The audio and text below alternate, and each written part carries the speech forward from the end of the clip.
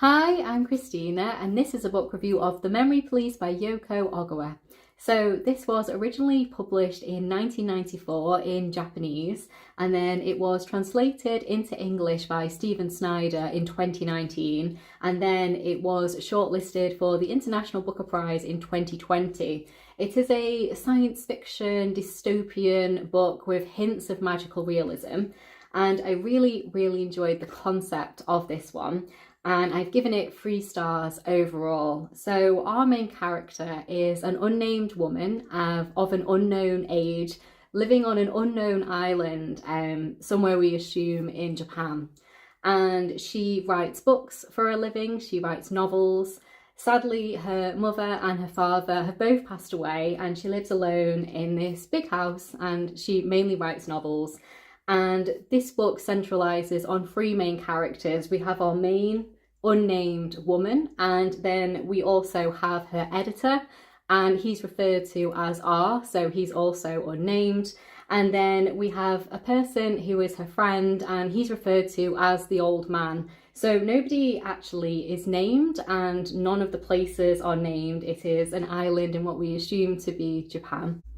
So in this world, items regularly disappear, and this is sanctioned by the government, and the organisation that kind of controls this is called the Memory Police. And the majority of people will lose the memories of the item once the item has disappeared.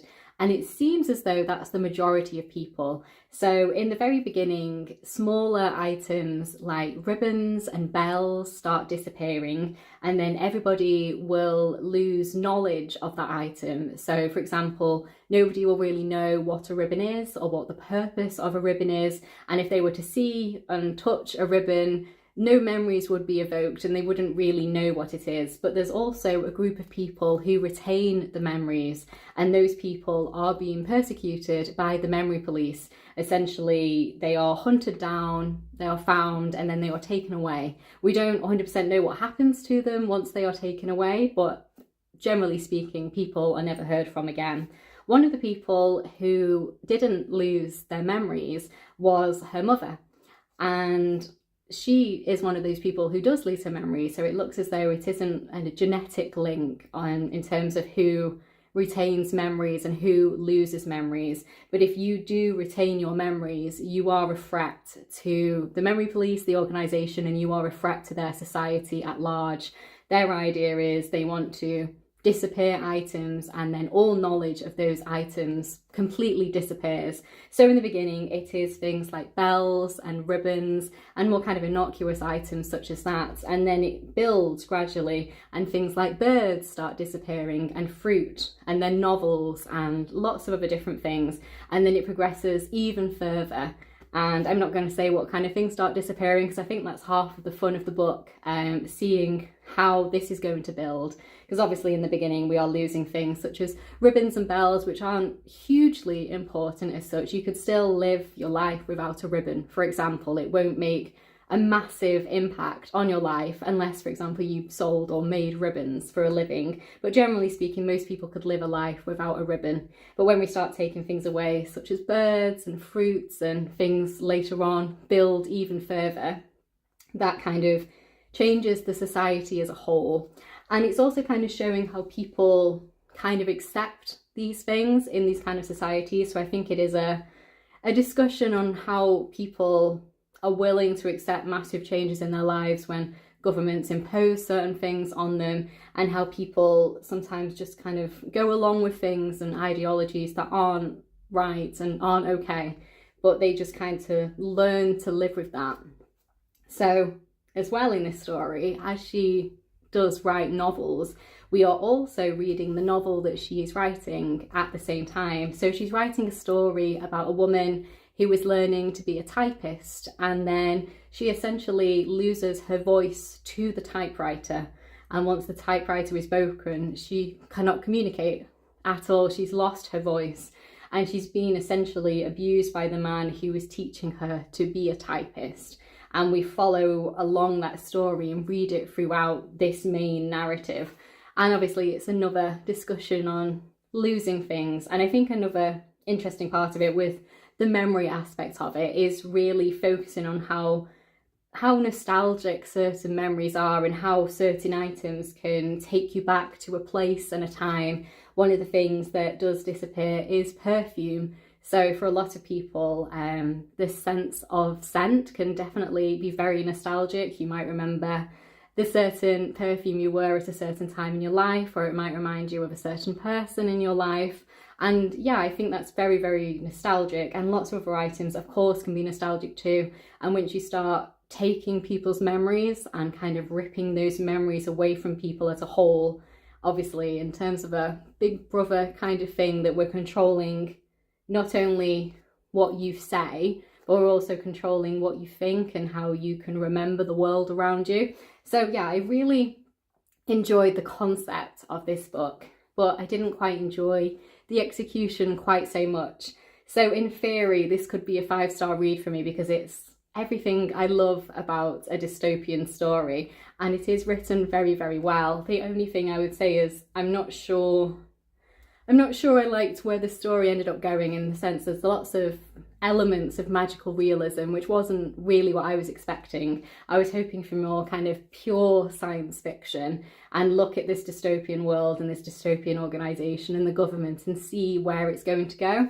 And then it led down a path that I wasn't quite expecting, because it did become very kind of magical realism. Some of the things that started disappearing, for example, was kind of moving into those elements.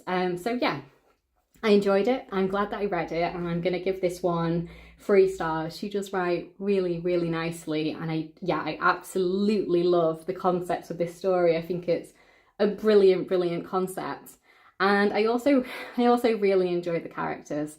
I would say I wasn't particularly attached to the main character, the main woman in the story, and I wasn't particularly attached to the editor either. I was very attached to the old man, though. I really liked his character. So I think her parents had been friends with him and his wife, and obviously her parents had passed away and his wife had passed away, and they had this lovely friendship, and he was such a brilliant character. I really enjoyed the interactions between these two people, and considering it's a story that really focuses on essentially just 3 people, I think it's it's very easy to get attached to him. But for me personally, I wasn't as attached to the other 2 characters, and I think part of that is that she does kind of keep you at a distance, in the sense that you don't know their names, you don't know their ages, you know so very little about them. I think it's kind of building this magical realism world to think that this could truly happen in this kind of alternate reality. And also it is kind of a message on, you know, politics and things like that. So I do think it's good. I think there's a lot of metaphors in here for how people actually live their lives like today that is very interesting. But yeah, I enjoyed it. I'm gonna give it 3 stars. I would recommend it to you if you think it sounds interesting, and I'm definitely glad that I read it, and I would definitely read more by her in the future.